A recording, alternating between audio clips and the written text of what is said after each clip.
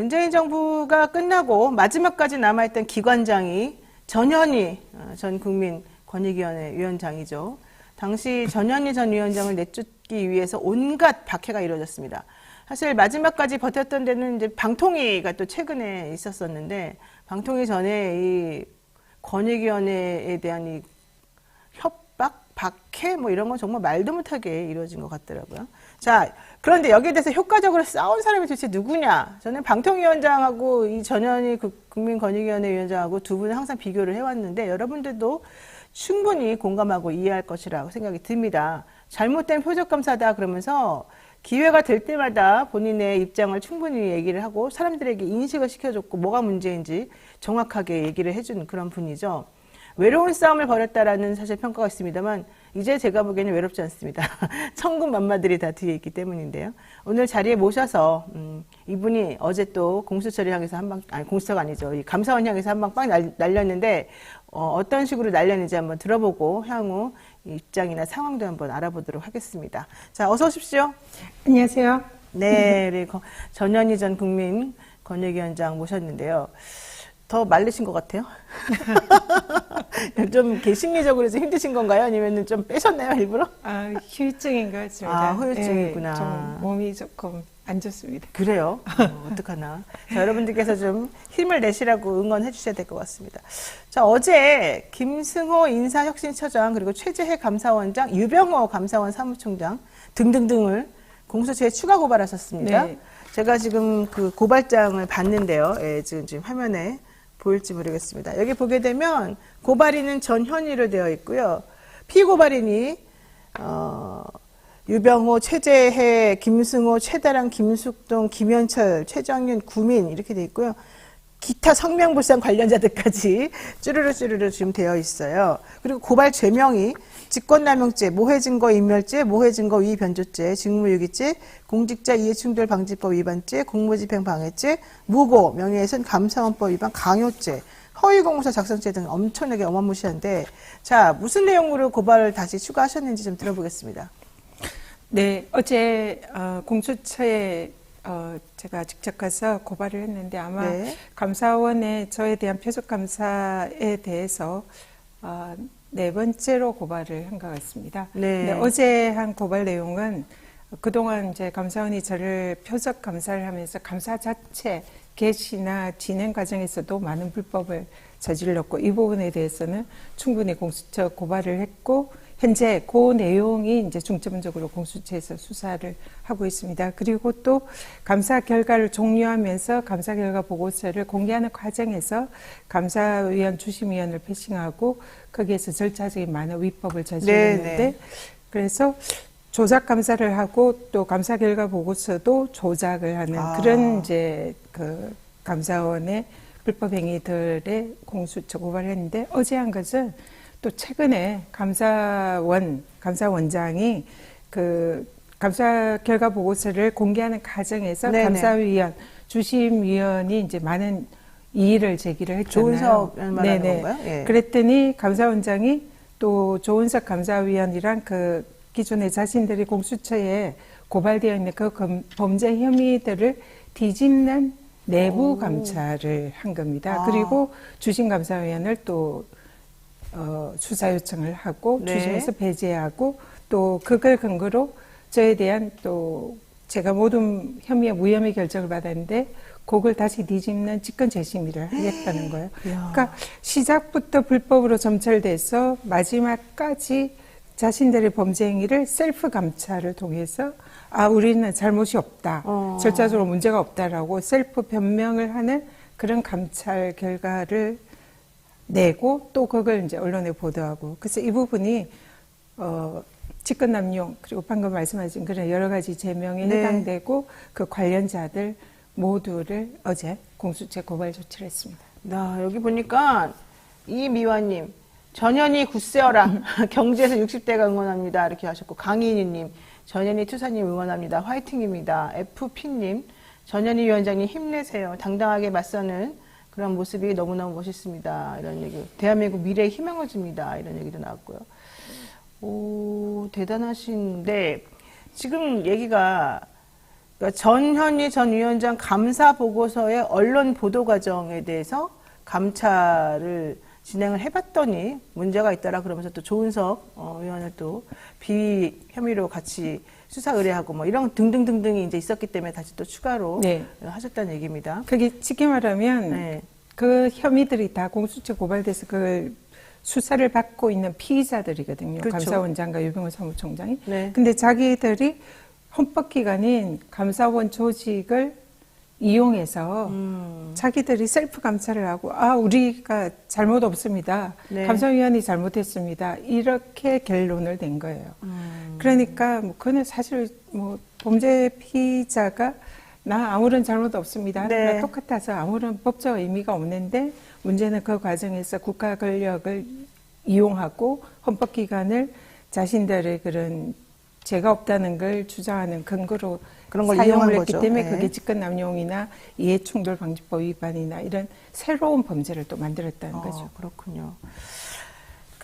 근데 제가 보면서 늘 의심스러운 게 감사원이 이번 정부에서 너무 하는 일이 많아가지고 이렇게까지 사실 인원도 그렇게 많은가요? 이 모든 거를 다 자기네가 감사하고 또 내부적으로 이렇게 또 막 싸움도 하고 이렇게까지 할 역량이 되나요? 감사원이 한 1,000명 이상 직원들이 있는 걸로 알고 있고요. 근데 사실은 법에 정해진 그 해야 하는 그런 네, 일이 많을 정책감사라든지 텐데. 회계감사가 굉장히 많습니다. 근데 사실상 감사원장이 맨 처음에 그랬잖아요. 감사원이 대통령 국정운영 지원기관이다 이러면서 그러니까요. 스스로 중립성을 네. 이렇게 훼손하는 발언을 했고 실제로 그 이후에 하는 일도 대부분 지난 정권에 대한 그런 정책이나 이런 거 정당성을 뒤집는 그런 정책 표적 감사라든지 또 저 같은 지난 정권에 임명된 그런 기관장들에 대한 표적 감사라든지 이런 것을 하면서 이 정부 들어서 검찰과 감사원 두 개의 그 권력기관이 이 정부를 지탱하는 그런 핵심 동력으로 활용되는 그런 양상을 보이고 있습니다. 네, 그러니까 참 이러면 안 되는데. 자, 작년 12월에 공수처의 감사원을 표적감사 혐의로 고발하신 게 있는데 어쨌든 결과적으로 지금 진행이 돼서 수사가 이제 다 이루어져가지고 정리가 되고 있을 것 같아요. 근데 이번에 공수처에서 감사위원 전원에 대해서 소환 통보를 했다 얘기가 있거든요. 네. 이건 어떻게 된 겁니까? 일단 이제 아까 감사 결과 보고서 공개 과정에서 네. 지금 감사원 사무처가 많은 위법을 저질렀고 거기에 대해서 이제 수사가 또 한 축으로 진행되고 있어요. 그렇죠. 그래서 그리고 또 저에 대한 표적 감사의 그 내용. 그래서 여기에 대해서 일종의 증인으로 감사위원들을 이제 소환을 하는 것 같고요. 참고인 신분으로? 네, 참고인입니다. 그리고 또 실제로 감사원장과 이제 유병호 사무총장을 곧 이제 소환을 해야 되는데 그 마지막 단계에 와 있다. 그래서 감사위원들 소환해서 참고인 조사가 마치면 감사원장과 유병호 사무총장이 곧 소환돼서 피의자로서 조사를 받을 것이다. 이렇게 보입니다. 네, 그렇군요. 공수처가 수사하는 게 마음에 들어요? 솔직히. 네. 제가 어제 이제 고발장을 접수를 하고 또 고발인으로서 참고인 조사를 이제 어제 받으셨어요? 받았는데요. 그래서 공수처가 굉장히 이 부분에 대해서 의지를 가지고 있다. 그리고 새로 또 검사들을 지금 현재 특수본에 사는데요. 검사하고 또 조사관, 수사관들을 많이 충원을 해서 굉장히 전사적으로 하고 있다. 이런 느낌을 받았고, 근데 이제 제가 좀 답답해서 이게 너무 제대로 조사를, 수사를 하고 있는지 많은 국민들이 좀 의문이 있다 그랬더니 자기들은 소리 없이 조용히 보안을 유지하면서 철저히 하고 있기 때문에 걱정하지 말라. 그런 취지의 입장을 얘기를 제가 했습니다. 봤을 때 공수처가 살 수 있는 방법은 이 건을 잘하는 겁니다. 맞습니다. 그동안에 사실은 공수처가 이렇게 만들어지기까지 엄청나게 힘을 쏟아가지고 우여곡절 끝에 만들어졌는데 만들어지고 난 다음에 사실은 우리들을 실망하게 만드는 여러 가지 결과들이 있었잖아요. 근데 지금까지 뭐 하나 제대로 된 게 사실은 없어 보인단 말이에요. 공수처에서 기소해가지고 지금 재판받는 사람도 막 승진하고 뭐 진짜 무서울 게 없이 그들은 이제 행동하고 있는 건데 그런 상황에서 살펴보게 되면은 공수처 입장에서는 체면을 많이 구긴 셈이고 수사 역량 같은 것도 많이 딸린다는 소리들이 이제 많이 있어요.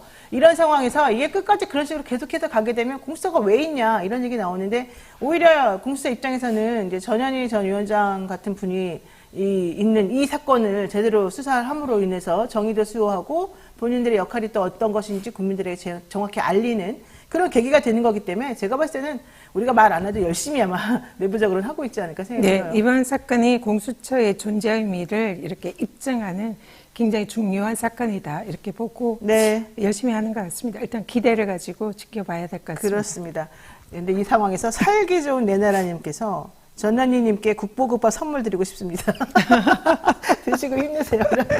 야, 이거 지금 3만 원이나 보내주시면서 말씀하셨는데 국보급밥 우리 관계자 여러분들 보내드려야 될 것 같아요. 아유, 그냥 말씀만 들어도 힘이 납니다. 그러니까요. 고맙습니다. 예, 지금 전부 다 여기에 지금 다들 막 응원하는 댓글들이 정말 상당히 많습니다. 자, 요거 하나 여쭤볼게요. 이제 다시 돌아와서 이른바 감사원에서 전현희 보고서라고 하는 걸 작성하는 과정에 이제 문제가 있다는 게 우리 쪽 주장이고, 네. 이제 그 감사원 쪽 주장은 전혀 문제가 없다, 절차 하자 같은 것도 전혀 없었다 이제 이런 주장인데요. 내부 결제도 모두 거쳤고 주심을 포함한 감사위원들 누구나 열람할 수 있었었고 뭐 어쩌고저쩌고 이런 얘기 나와요. 근데 이게 아니라는 거잖아요. 왜 아니라는 거죠? 일단 그 형식 자체가요. 감사원장이 그 감찰을 지시를 해서 그 감찰 결과 보고서에 우리는 잘못 없다. 절차적으로 아무런 문제가 없다. 네. 이런 결과 보고서를 냈습니다. 근데 그게 자신들이 형사 피의자라는 거죠. 그리고 자신들의 범죄에 대해서 아무런 문제가 없다라고 셀프 변명을 하는 거에 불과하다는 거죠. 그리고 오히려 그런 셀프 변명을 위한 감찰을 지시를 한 것이 감사원이라는 공권력을 자신들이 무죄를 변명하는 도구로 활용을 한 직권 남용, 권한 남용, 범죄 행위라는 거죠. 그래서 아무런 의미가 없고 모든 것은 공수처에서 이제 수사 중이기 때문에 공수처에서 증거에 의해서 감사원이 뭐 문제가 있었는지 없었는지를 밝힐 것이기 때문에 그걸 지켜보는 것이 지금 현재로서는 감사원이 해야 할 일이다. 네. 이렇게 생각합니다. 그러니까 전현희 보고서가 사실은 작성되고 그다음에 올라가고 뭐 이렇게 되는 그 과정에 문제가 없다는 게 감사원 주장이지만 사실 이거에 대해서는 우리 뭐 위원장님도 그랬습니다마는 조은석 그 위원도 문제가 많다라고 이제 이미 스스로 얘기를 한 바가 있지 않습니까? 근데 어쨌든 감사원에서는 그렇지 않다. 전자업무 시스템의 최초 부의안과 변경 의결사항 대조표 그리고 감사위원회 의결사항을 전부 다 반영한 감사 결과 보고서 수정안을 올렸고 이거는 전부 다 심의실장과 사무총장 등의 내부 결재를 거친 것이다. 그리고 누구라도 열람해서 볼 수 있도록 다 해놨는데 이걸 가지고서 문제 삼는 건 문제다. 이제 이런 얘기를 하고 있는 것 같아요. 감사원이 그 입장을 이제 감찰 결과 보고서에서도 담았지만 또 보도자료를 통해서 아무런 문제가 없었다는 취지로 이렇게 네. 발표를 했습니다. 그래서 그 부분도 허위의 사실을 적시를 한 걸로 공문서인 보도자료를 이렇게 이제 허위 작성했다. 그런 취지로 어제 허위 공문서 작성 혐의로 고발 조치를 했고요. 실제로 감사원의 감사위원이라는 것은 법원의 판사의 역할을 하는 거고 감사원 사무처는 검사의 역할을 하는 겁니다. 네. 그래서 검사가 이렇게 공소 제기한 내용을 판사격인 감사위원이 검사격인 감사원 사무처와 피고인격인 저에 대해서 양쪽의 모든 입장과 변론을 들어보고 판사가 결정을 하는 거거든요. 네. 그리고 그걸 최종적으로 이제 판사가 확인을 해서 발표를 해야 되는데 이런 과정을 감사원 사무처가 거치지 않고 발표를 했기 때문에 그게 네. 문제다라고 지금 고발 조치가 돼 있는데 사무처가 그게 아무런 잘못이 없다. 우린 절차대로 했다라고 설법 변명하는 것은 아무런 법적 의미가 없다. 네. 공수처에서 수사에서 철저히 진실이 규명될 것이다. 이렇게 말씀드리겠습니다. 그 정권이 바뀔 때마다 기관장들에 대한 박해 의혹이 사실은 계속 나오고 있어요. 사실 근데 저는 전현희 전 위원장님처럼 이렇게 그냥 집요하게 박해받는 사람은 사실 처음 봤는데, 어쨌든 중요한 거는 기관장들이 우리 정부, 우리 정권하고 안 맞으니까 좀 내쫓아야 되겠다는 게 사실 기본 전제인 거잖아요. 근데 정권 기조에 맞춰가지고 계속해서 그거 있을 때마다 계속 바꿔야 된다라는 이런 주장은 사실은 좀 말이 안 되고 임기부장 제도가 왜 있는지 등등에 대해서도 좀 할 말들이 많을 것 같습니다. 기관장이 이제 장관급 기관장은 그 임기가 정해진 기관장이 이제 권익위원장과 방송통신위원장이라 네네. 그 법률에 정해진 임기를 지키려고 한 거고요. 그 독립적인 기관들에 대해서 특히 그렇게 정하는 네네, 거예요. 그렇습니다. 근데 그게 아니라 이제 공기업들의 기관장들이 있습니다. 뭐 LH라든지 한전이라든지 등등등 이런 공기업의 기관장들은 사실은 이제 정권의 이런 여러 가지 정책과 관련돼서 일관성을 가지는 게 필요하기 때문에 그런 공기업의 기관장들은 가급적 임기를 일치해 주도록 법률이 바뀌는 게 바람직하다 보이고요. 네. 다만 근데 방통위원장이라든지 이런 이제 뭐 지금 공수처장, 감사원장 다 마찬가지입니다. 기간 임기가 정해져 있고 네. 지금 임기가 보장되고 있잖아요. 그런 것처럼 임기를 독립성이 중요한 기관들은 임기의 그런 그 보장이 필요하다. 그렇게 생각합니다. 네. 지금 또 하나 의혹되고 있는 것 중에 하나가 통계청 감사예요. 네. 통계청 감사에 대해서도 하실 말씀 있으실 것 같아요. 이번에 통계청에서도 마치 그것이 사실인 양 우리가 정권의 입맛에 맞게끔 통계를 좀 조작해줬다, 내지는 그 방향으로 조금 뭔가 좀 해줬다, 뭐 이런 취지로 조금 사과도 하고 이런 것 같은데 그게 맞나요? 나는 정말 저도 그 이제 내용을 정확히 제가 좀 내용을 모르니까 뭐 자세한 말씀 드리기는 그렇지만 그 일단은 그 형식이나 그 감사 개시 자체가 상당히 불순한 의도가 있다. 네. 지난 정권의 정책에 대해서 지난 정권을 이렇게 뭔가 흠집내기 위한 그런 의도로 의심되는 정황이 많다.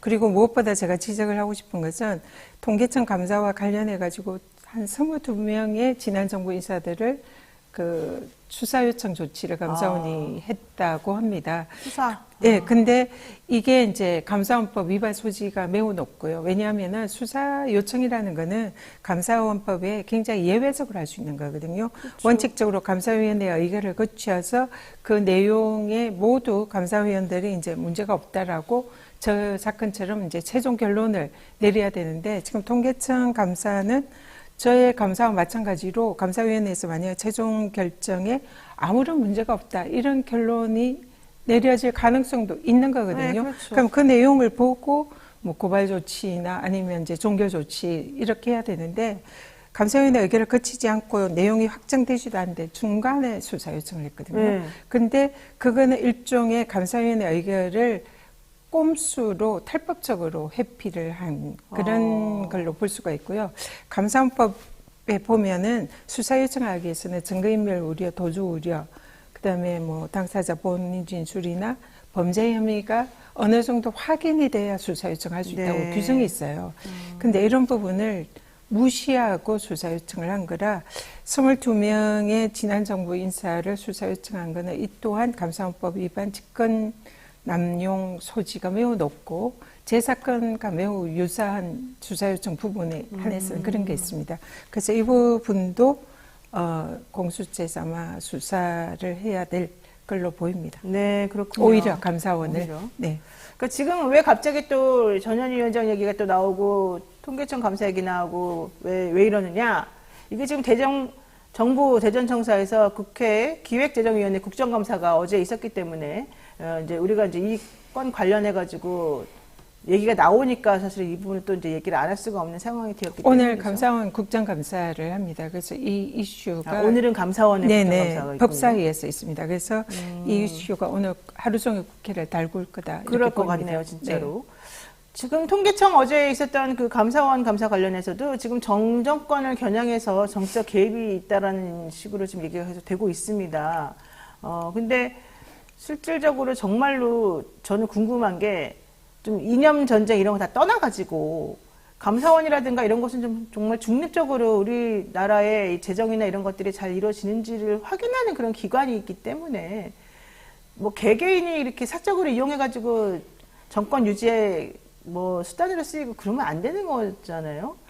네, 당연합니다. 이게 감사원이라는 거는 네. 헌법기관이잖아요. 그러니까요. 그리고 그 정치적 중립성과 독립성을 사실은 생명처럼 그렇게 생각해야 되는 기관입니다. 근데 감사원장이 정권 초기에 우리는 대통령 국정 운영 지원 기관이다. 네, 뭐 도와주는 예, 이러고 식으로. 마치 용산에서 이런 이제 뭐 감사원 사무총장이 용산의 국정 이관석 기획수석이랑 뭐 이렇게 문자를 주고받는 이런 것도 이제 국회에서 들키고, 그래서 완전히 감사원의 최고위층이 스스로 자신들의 네. 독립성을 훼손하는 행위를 자임을 하고 있는 상황에서 감사원의 독립성이 이제 굉장히 의심되고 기관의 존립마저 지금 이제 의심이 됐고 위협받는 그런 상황이 됐거든요. 그래서 뭐 일각에서는 감사원을 이제 뭐 없애고 국회에 뭐 회계감사 기능을 보내야 된다 이런 얘기까지 나오는 네. 거는 모두 감사원이 자초한 일이다 생각을 하고요. 그래서 제가 이번에 공수처에 수사하고 감사원에 대해서 많은 법적 문제를 지적을 하는 것은 감사원이 그런 이제 정권의 보안 애동하고 그런 무리한 불법 행위를 저지르는 그런 자들에 대해서 형사처벌을 엄격히 함으로써 감사의 독립성을 바로 세우는 그런 중요한 의미가 있다 이렇게 네. 보고 있습니다. 맞습니다. 중요합니다. 이게 한병대 의원도 지적을 했습니다만은 감사원 감사가 지금 1년 4개월째 계속해서 이어지고 통계청 감사에 대해서요. 네, 통계청 네네. 감사에 대해서 그렇게 지금 이어지고 있고 팀까지 변경해가면서 지금 무리하게 이어지고 있다는 게 사실 뭐 사상 유례 없는 일입니다. 그러니까요. 저는 네. 있을 수 없는 일이라고 보는데 방통위 감사할 때도 엄청나게 계속 연장하면서 계속해서 예, 이제 했었거든요. 네. 또 사실은 이제 통계 조작 혐의 관련해서도 홍성국 의원이 얘기했습니다만 박근혜 정부 때 유경진 통계청장 당시에 가계 양극화를 숨기기 위해서 예산과 조사 인원을 줄이면서 이제 신뢰성이 이제 문제가 된 그때부터 시작이 된 거다라는 얘기가 있고요. 강준환 의원 얘기는 이런 얘기도 있습니다. 통계가 나오기 위해서는 가계지표 통계조사 관련 인원이 엄청나게 많은데 이렇게 많은 인원이 어떻게 상시적으로 조작을 하겠다는 거냐. 이거는 그냥 전 정권 흠집내기에 불과한 거다. 그러면서 이 권익이나 뭐 이 통계청이나 이런 전 정부에서 활동했던 그런 분들을 흠집내려는 그런 시도가 악의적으로 진행되고 있다. 이제 이런 얘기인 것 같습니다. 사실 저는 감사원에서 그때 전현희 전 위원장 얘기할 때 가장 인상 깊었던 게 출퇴근 시간을 안 지켰다 이거였거든요. 그런 것도 좀 웃기지 않습니까? 기관 장이 출퇴근 시간 정확히 9시, 6시 딱 이렇게 지켜야 되는 건가 보죠, 원래? 그 고위공직자들 장차관급 이상 대통령 포함해서요. 고위공직자들은 출퇴근 시간을 관리를 하지 않습니다. 그래서 뭐 보통은 이제 일반 공무원들은 출입구에 들어가서 태깅을 하고 들어가서 언제 출근했는지 언제 퇴근했는지 확인이 가능한데 그 장차관급은 워낙 이제 뭐 외부 일정도 많고 뭐 사실상 모든 일정이 업무이기 때문에 그 자체를 관리를 안 하거든요. 근데 이제 이번 감사원이 저에 대한 이제 감사 결과를 뒤집기 위해서 직권 재심의를 하려고 인사혁신처에 유권 해석을 요청합니다. 인사혁신처가 이제 공직자들 복무 관리를 하는 기관이거든요. 네. 근데 거기서 인사혁신처에서 이 장차관급 이런 고위 공직자들 또 일반 공무원들과 똑같은 복무 규정이 적용된다 하는 유권 해석을 냈어요. 그러니까 찾다 못 찾으니까 거의 그 출퇴근까지 갔는데 네네. 그걸 뒷받침하기 위해서 인사혁신처에 유권 해석해가지고 해석을 받았는데 이제 거죠. 저는 이게 그 감사원과 인사혁신처의 자충수로 보는 거죠. 저를 잡으려고요. 왜냐하면 그동안 인사혁신처가 방금 얘기했듯이 장차관급 대통령까지 이 근태 관리를 하지를 않았습니다. 그랬는데 그거를 이제 적용이 된다 했기 때문에 그동안 이런 근태 관리를 안 한 인사혁신처가 직무유기가 되는 거죠. 그러네요, 진짜. 예, 그래서 직무유기죄로 인사혁신처 김성호 혁신처장을 어제 공수처에 같이 고발을 했고요. 네. 또 감사원은 기간 감사를 하면서 그 장차관급 고위공직자들은 그동안 근태 감사를 안 했습니다. 한 네. 번도. 그래서 그동안 감사원도 이걸 한 번도 안 한 거는 당연히 해야 되는데 왜 안 했냐는 거죠. 그래서 이것도 직무유기로 같이 감사원장을 고발을 했고요. 지금부터는 인사혁신처 유권 해석에 따라서 모든 장차관급 대통령까지 포함해서 반드시 9시 출근, 6시 퇴근 그거를 태깅을 하고 확인을 해야 직무유기가 안 되는 겁니다. 그래서 이걸 하는지 안 하는지 저는 지켜볼 거고요. 안 하면은 또다시 그걸 가지고 직무유기로 고발 조치를 할 거고요. 참고로 저는 근무 시간이 이제 9 to 6면은 40시간, 주 40시간에서는 저는 거의 오전 7시, 8시부터 저녁 10시까지 주 70, 80시간을 근무를 하고 일을 해왔고 거기에 대한 또 관련 증거는 충분히 있기 때문에 아무리 감사원이 인사혁신처 이 유권 해석까지 만들어내면서 저를 재심의를 하려고 해도 저는 당당하다. 오히려 그런 행위를 한 것이 직권남용이고 여러 가지 관련법 위반이고 자신들의 직무유기를 입증하는 증거가 됐다. 그래서 감사원 때문에 느닷없이 인사혁신처장이 걸려와서 공수처에 고발 조치되는 이런 일까지 벌어졌다. 그래서 감사원이 더 이상 불법 저지르지 말라라고 경고를 합니다. 아, 경고를 하십니다.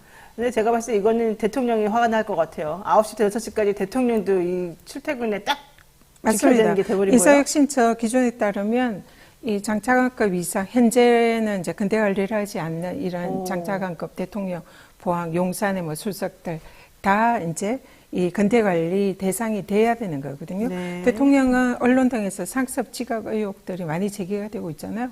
그러니까 대통령도 이제 용산에 출퇴근하면서 그 9시 출근 이런 태깅을 해야 되는 네, 거예요. 네. 인사혁신처 해석에 따르면. 그리고 인사혁신처는 그걸 관리를 해야 되는 거예요. 그걸 하지 않으면 앞으로 직무유기이기 때문에 제가 똑똑히 지켜보고 하는지 안 하는지 챙겨보고 안 하면은 또 직무유기로 고발할 거다. 와. 그리고 감사원은 반드시 여기에 대해서 또 앞으로 계속 모든 기관장들 근대감사 저희 했던 똑같은 기준과 잣대로 해야 한다. 이 경고 드립니다. 이야, 이거 되게 중요한 부분입니다. 경고 지금 받으셨습니다. 네, 한번 제대로 한번 해보시죠.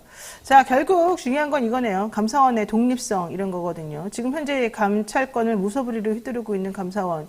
이 감사원이 그런데 마치 어떤 특정한 그 권력의 오다를 받은 것처럼 지금 행동을 하고 있어서 이게 좀 말이 안 되는 것 같은데 이렇게 되면은 검찰권, 감찰권 이 두 가지가 지금 사실은 다 한 세력을 위해서 지금 좌지우지되고 있다 이렇게밖에 볼 수가 없거든요. 자, 그래서 제가 감히 우리 위원장님을 피해자라고 말씀을 드리고 싶은데 피해자 입장에서 보자면은 이거 앞으로 이제 이런 식으로 행동하는 거 못하게 막아야 되지 않겠습니까? 네. 어떤 식으로 하는 게 맞을까요? 일단은 이 정권이 검찰과 감사원을 이 두 가지 권력기관을 양축으로 해서 네. 국정 동력을 가지고 있는 지난 정권과 또 민주진영을 탄압하는 도구로 삼고 있는 그런 형국이고요. 또 그뿐만 아니라 뭐 국정을 이번에 선관위 뭐 그 해킹 뭐 이런 문제를 제기하면서 네. 사전 투표를 마치 좀 이제 이게 안 좋은 것이냐 네. 이렇게 하고 있는데 이런 국정원이라든지 그리고 최근에 이제 제가 나오고 난 이후에 권익위를 동원을 해서 권익위가 이제 뭐 지금 KBS 이사장 뭐 또 방문지 네, 이사들 맞아요. 네. 청탁금지법 위반이다 이러면서 팁을 만들어가지고 이 뭐 위반 여부를 또 현장 가서 조사하고 이런다더라고요. 이런 거는 뭐 사실상 이 정권이 권력기관을 다 활용을 해가지고 네, 자신들의 정말 권력을 장악했다. 유지하는 그런 도구로 쓰고 있는 그런 형국입니다. 그래서 여기에 대해서는 이 권력기관들이 법에 의해서 사실 독립성과 중립성을 다들 보호를 받고 있는 기관이기 때문에 그걸 이용해서 하는 거는 모두가 그 법 위반이나 직권남용 불법 행위일 가능성이 매우 높고요. 지금 이 정권에서도 거기에 대해서 문제 제기를 하고 싸워 나가야 되지만 네. 정권이 바뀐다면 반드시 그에 대한 대가를 치르게 될 것이다. 그래서 현재 그 기관에 있는 모든 분들도 이런 이 정권을 유한하고 항상 이 상황은 바뀔 수가 있다. 그래서 그런 범법 행위에 휘말리지 않도록 다들 조심하시기를 마찬가지로 경고드립니다. 네. 자, 마지막으로 요거 하나 여쭤보고 정리하겠습니다. 강서구청장 선거, 야당의 승리로 끝났고요. 이 격차가 상당히 벌어졌습니다. 그래서 이제 참패다라고 우리가 보통 국민의힘 입장에서 말을 하는 것 같은데 이게 중요했던 게 총선의 전초전이라고도 볼 수 있고 정권 심판원이 정말 실제하는 것인가에 대한 그런 입증 자료이기 때문이기도 하거든요. 이번 선거 결과적으로 국민들이 심판을 본 것이다. 이렇게 또 볼 수 있는 거겠죠? 네. 국민들께서 정말 현명하시고 또 결과를 보면 전율이 날 이렇게 정도로, 날 네. 정도로 정말 위대한 국민들의 승리다 이렇게 생각을 합니다. 그만큼 이 정권에 대해서 분노하는 국민들의 표심을 보여주신 거고요. 네. 근데 이제 야당의 민주당이 이 선거 결과에 대해서 오해는 안 하지 하는 말아라. 게 필요하다. 민주당이 잘해서가 아니라 정권에 대한 그런 심판 때문에 그 결론이 난 거다 그렇게 보이고요. 역대 선거를 보면은 총선에서 만약 이기면 그 다음 뭐 지방선거나 대선에서 지고 이렇게 항상 그 한 선거에서 이겼을 때 그 다음에는 또 반대의 결과가 많이 나옵니다. 그거는 그 선거 결과를 보고 오판한 세력들이 또 국민들의 마음을 이렇게 네. 멀어지게 하는 그런 행동을 했었거든요. 있었거든요. 그래서 이거는 절대로 민주당의 승리가 아니기 때문에 네. 그리고 여기에서 나타난 국민들의 표심은 이 정권의 무도함에 대해서 심판을 한 거고 만약에 야당이 그러한 국민들의 뜻에 부응하지 못하는 그런 이제 행동을 한다면 마찬가지로 야당도 심판받을 거라고 생각을 하고요. 네. 그렇기 때문에 이 정권에 대해서 이 국민들을 대신해서 야당이 제대로 된 야당다운 역할을 하라는 국민들의 경고다. 그래서 거기에 부응하는 그런 역할을 민주당이 할 필요가 있다. 이렇게 보고 있습니다. 그러니까 정부가 너무 무리하게 사실은 지금 불통하면서 이 상황을 어떤 특정 세력을 유지하기 위한 도구처럼 그동안 칼을 휘두르는 것에 대해서 국민들이 그러지 말아라라고 준엄하게 심판한 것이지, 이게 지금 민주당이 이겼다고 해서 지금 기뻐하면서 스스로 자만하고 그럴 때가 전혀 아니다. 네. 우리나라 국민들은 매우 현명하기 때문에 뭐 한 번 여기를 승리하게 해줬다고 해서 계속해서 그 사람들이 무슨 짓을 하든 뭐 그걸 지켜주고 이런 게 아니다. 네, 맞습니다. 얘기예요. 지금 예. 그 나온 판세로 가지고 이 정도면 앞으로 총선에서 우리가 압승할 거다. 뭐 이런 분석들을 하는데요. 아유, 그건 말도 안 오히려 반대라는 거죠. 여기에서 이제 심판을 이번에 거의 전국 선거였잖아요. 그렇죠. 그래서 국민들의 표심이 그렇게 드러났는데 그럼 통상의 경우 그 다음에 반대거든요. 맞습니다. 그래서 더 긴장해야 된다. 네. 민주당은 이렇게 보고 있습니다. 우리 위원장님도 나중에 총선 나가실 겁니까? 뭐 그런 역할을 해야 할 때가 오고 있다라고 생각을 하고 있습니다. 네, 지금 안 그래도 여기 우리 그 댓글 게시판에 뭐 어디 지역구로 나가시라고 계속해서 지금 이게 올라오고 있고요. 우리 이근선님께서도 후원금을 엄청나게 많이 보내시면서 또 응원하고 계십니다.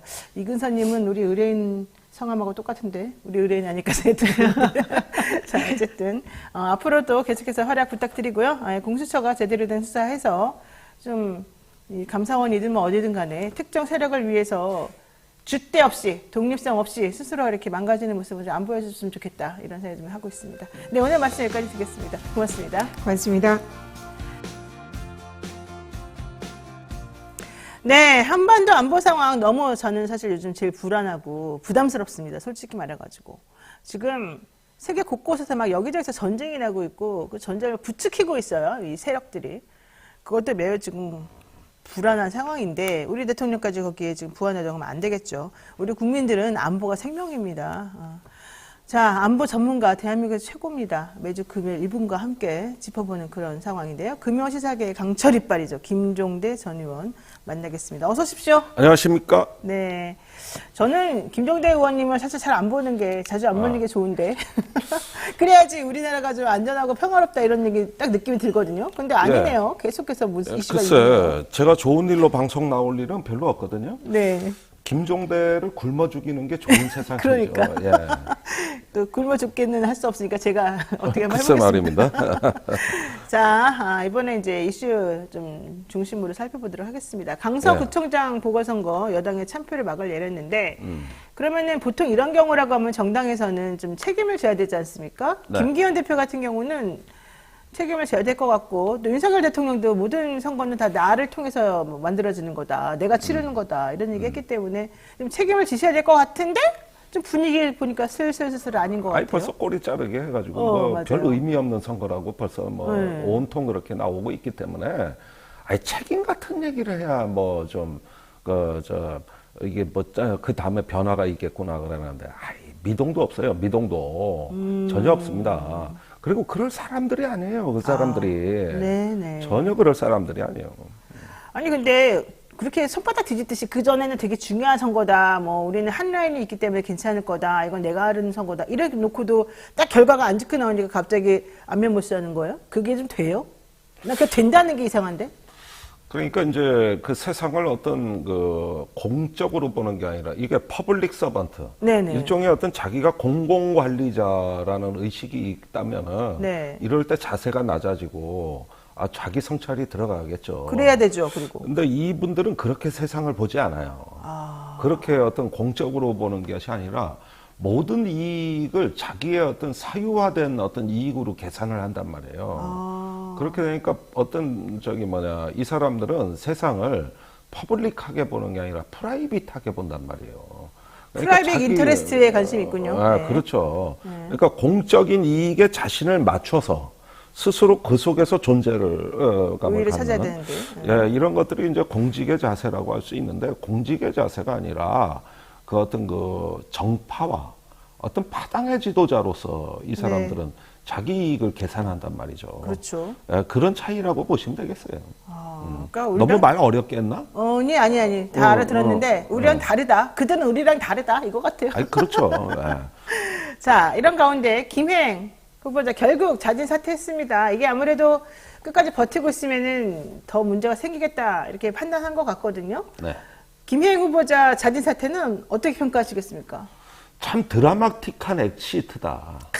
얼마나 드라마틱해 이게. 참, 진짜. 그 청문회 때 딱 박차고 나가가지고. 멋있어요, 아주 그냥. 참네요. 완전히 니들은 지져라, 난 집에 간다. 거기다가 저기 행방불명까지 됐어. 그러니까. 그래서 내가 경찰에 빨리 실종 신고하라 그랬잖아, 내가. 아니 저러다 무슨 일이라도 생기면 어떡해. 그러니까. 청문회가 문제가 아니야 지금. 그 무슨 일은 생각하기도 싫습니다, 사실. 아니 그래가지고 빨리 보호해서 이거 경찰에 빨리 실종 신고해야 된다 지금. 여가부가 문제가 아니야 지금. 그렇죠. 왜다가 드라마틱하게 이제 엑시트 한다 그랬다고 본인이. 그랬죠. 난 그게 불길하거든 내가. 그래가지고 이거를 보호해 드려야 된다 지금. 뭐 자꾸 청문회 따지고 있어. 잠깐만, 그러더니. 이거 얘기 더 나가면 큰일 날 것 같은데? 불길해요? 그러다가 이제 내려오잖아 지금 이게.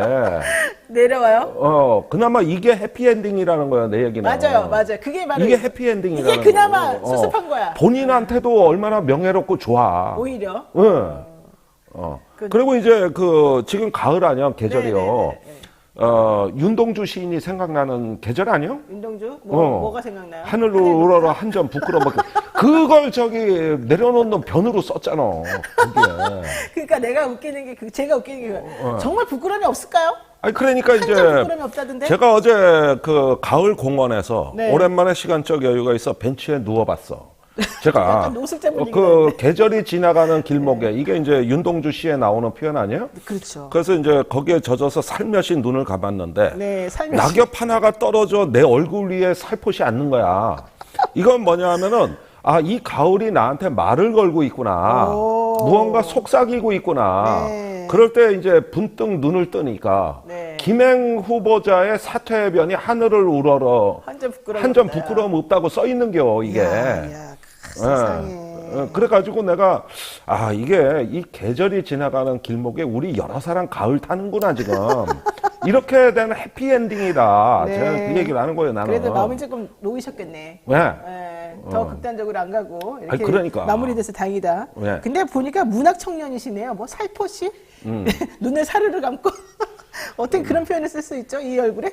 예. 죄송합니다. 예. 이 계절인 말을 걸어올 때 귀를 여십시오. 가슴을 열어요. 우리가 왜 저 괴물하고 싸우다가 우리가 괴물이 됩니까? 그러니까요.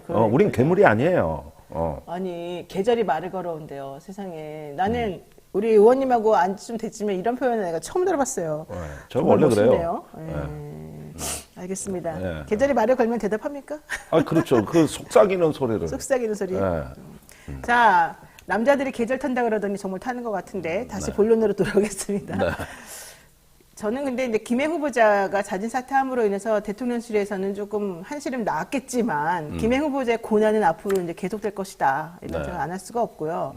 이제 손절 분위기를 가겠죠, 그러면? 네? 손절? 대통령이 이제 대통령실이나 이런 데서는 김행이나 이런 사람들하고 손절하는 거 아닙니까? 아무래도 그렇게 봐야지고요. 그렇죠. 여기서 다른 또 임명직 공직에 진출한다거나 그러면 안 되겠죠. 아니면 다시 국민의힘으로 되돌아가서 당직을 맡는다거나 네. 이럴 일은 없으리라고 봅니다. 맞습니다. 안녕님께서 아침부터 웃음을 주셔서 정말 감사합니다. 이렇게 얘기를 하셨고요. 정말 웃고 살아야죠. 웃고 살아야 됩니다. 그럼요. 우리가 뭐하러 우울해합니까? 맞아요. 여러분들 말이죠. 의기소침하지 마세요. 우리가 잘 살고 행복해야 국민을 행복의 나라로 갈 수가 있어요. 네. 우리 스스로가 행복하지 않으면. 네. 우리 모든 것에 혈압을 자꾸 이렇게 올리게 하면서 막 너무 진지하게 몰입하지 말게 그럴 가치가 없는 그런 상황이었어요. 그럼요. 그렇죠. 자, 요거 얘기할게요. 이번에 이제 강서구청장 선거 결과가 만약에 국민의힘에게 좋았으면 김행 후보자 아마 대통령이 임명 강행했을 것 같아요. 네. 솔직히 말해가지고. 그렇습니다. 근데 잠시 이게 기가 꺾인 거예요. 참패하니까 네. 그것도 뭐 신승이다 이랬으면 또 그랬을 수도 있는데 있는데 어쨌든 참패하니까 그냥 할 수 없이 딱 손절하고 정리하는 분위기를 가는 거거든요. 네. 이게 옳아요? 아, 이거 진짜 안 했으면 좋겠는데. 글쎄 이러려면 뭐하러 임명을 해가지고 네. 그 개고생하고 강서구청도 자초한 거 아닙니까? 그럼요. 그러니까 여기서 김태호 이제 씨를, 예. 제가 정치를 노태우 대통령 때 국회 들어갔으니까 30년 정도 이게 봐왔단 말이에요. 그런데 불변의 진리는 네. 너무나 평범하고 단순한 한 명제입니다. 뭐예요? 우리 국민은 민주화 이후로 우리 한국 국민은 권력이 오만해질 때 반드시 심판한다. 이 진리는 깨지지가 않는구나. 네. 그건 보수나 진보 정권 다 마찬가지예요. 네. 예, 이게 저렇게 어떤 자기의 어떤 독성과 어떤 폭주로 그냥 그 시민을 무시하고 선거의 판을 깐다든지 아니면 국민 무시하는 어떤 부적절한 후보자가 오히려 국회 와서 뻔뻔하게 이렇게 볼 때, 아, 이 권력은 오만해졌구나. 우리 국민은 그건 반드시 심판한다. 네네네. 아, 이거 정치인들이 제대로 새겨야 된다. 그렇죠. 예, 그거는 이번에 그 단순하고 평범한 진리가 또 확인되는데 이상하게 여의도가 그 교훈을 자꾸 잊어먹더라. 거기만 가면은 조금 사람들이 망각하는 것 같아요. 자, 그런데요. 이제 어쨌든 이 결과를 통해서 민주당하고 국민의힘당하고가 지금 서로 같은 행보를 보일 것이다라는 예측이 있습니다. 예를 들면은 같은 행보가 이제 반대 행보겠죠. 국민의힘 안팎에서는 이준석 전 대표나 유승민 전 의원 등 비윤계들이 조금 목소리를 내는 것 같고, 네. 민주당에서는 오히려 이제 친명계들이 좀 힘을 얻는 것 같거든요. 네. 앞으로 이 판이 어떻게 돌아갈까요? 일단은 이준석, 유승민 등이 지금 강서 보궐선거 이후에 일제히 언론에 나와서 네. 내 이럴 줄 알았다. 그러니까요. 지금 방송을 이렇게 하고 있어요. 아니 이준석 전 대표는 내가 18% 맞추지 않았냐 이런 얘기도 해요. 그러니까. 네.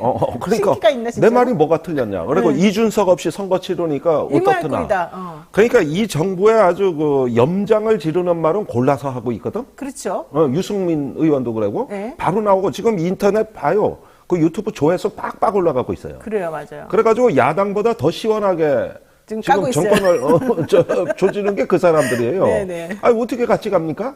그러면 어떻게 돼요? 아니 빨리 이제 헤어질 결심. 아 진짜 그럼 당이 헤어질 결심이죠 이거는. 신당 생가요? 그러면? 예, 그러면서 오히려 윤 대통령에 대해서 길들이는 듯한 그거 봐, 내 말 안 듣다가 이렇게 되는 거 알았지? 네네. 이러는 듯한 느낌까지 와.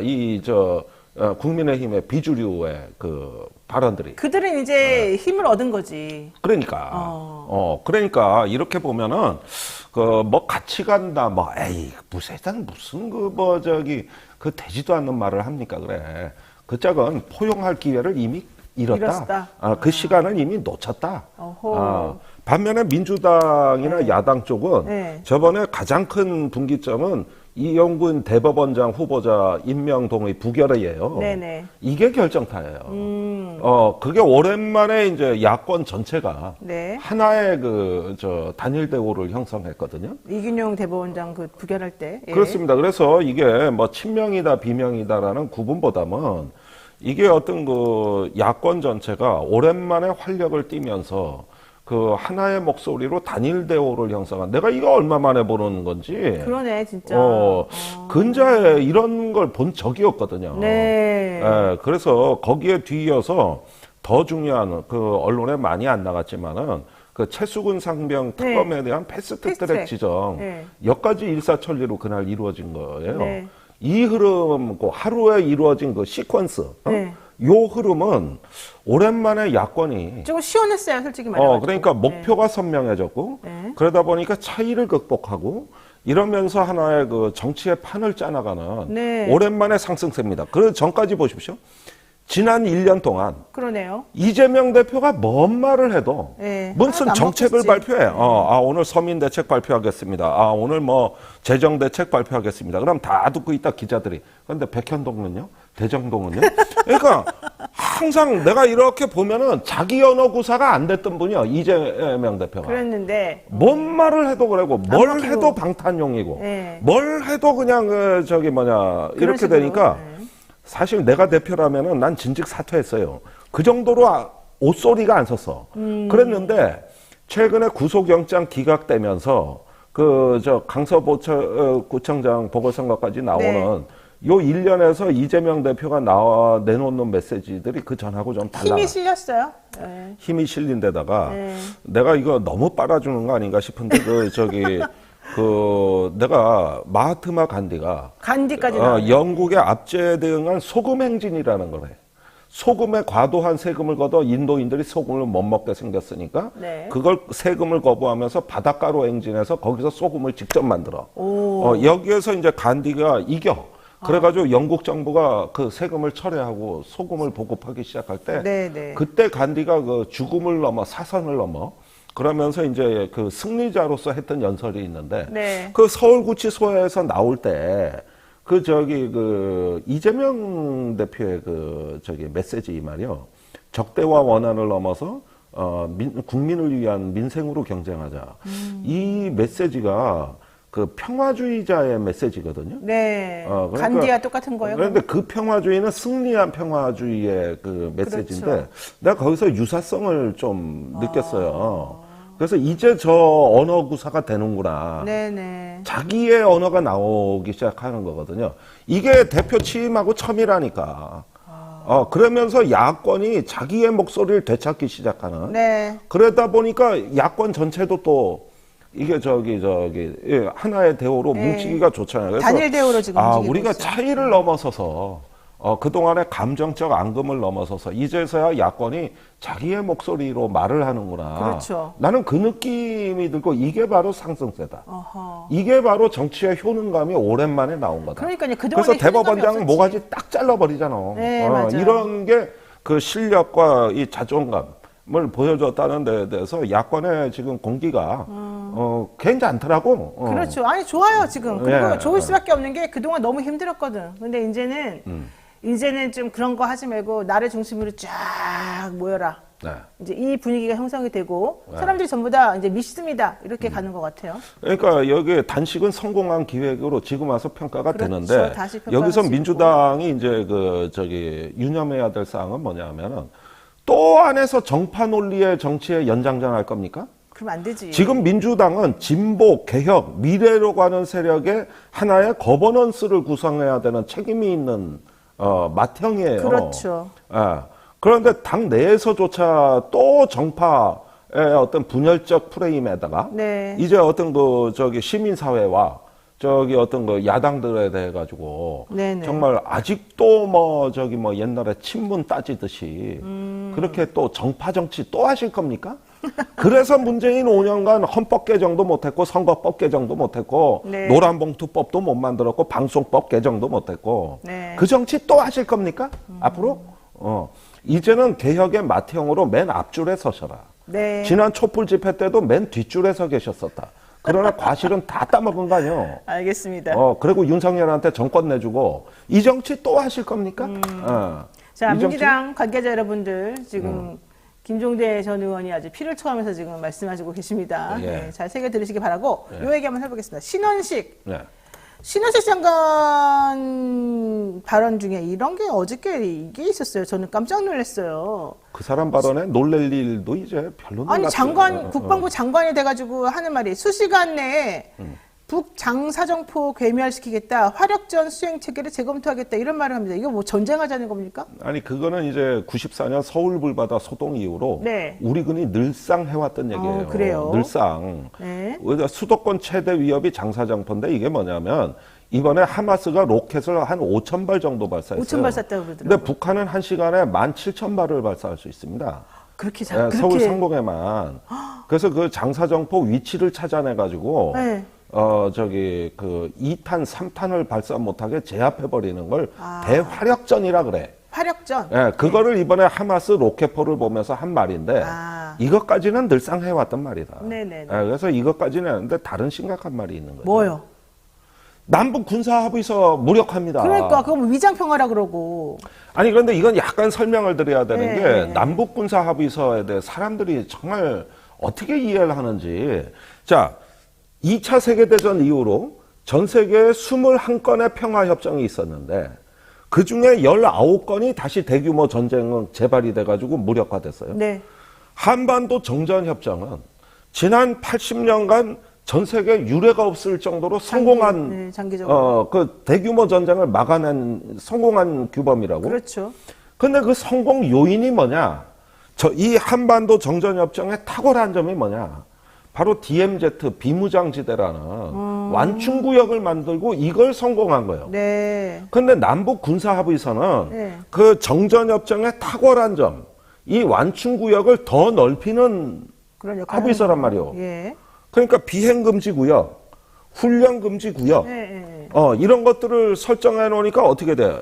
휴전선에 있는 넓어지나? 비무장지대 완충구역보다 네. 조금 더 넓어졌어요. 그 장점이 넓어진다는 뜻이 되는 겁니다. 그리고 이 남북군사합의서가 정전협정 이래로 유일무이한 단 하나뿐인 남북 군비 통제 규범은 이거밖에 없는 거예요. 자, 그런데 이게 무너지면 어떻게 되느냐? 그러면은 정전협정 효력까지도 계속 위협을 받아서 이 남북군사합의서는 정전협정을 잘 지키는 협정이었는데 그래서 박근혜 정부 때 연간 200회의 정전협정 위반 사례가 문재인 정부 때 2건밖에 없다고. 그것도 사소한 거. 예. 그러니까 정전협정의 완성품이 남북군사합의서인데 이게 없어지면 정전협정 위반 사례가 근데 왜 이게 위협을 받고 네.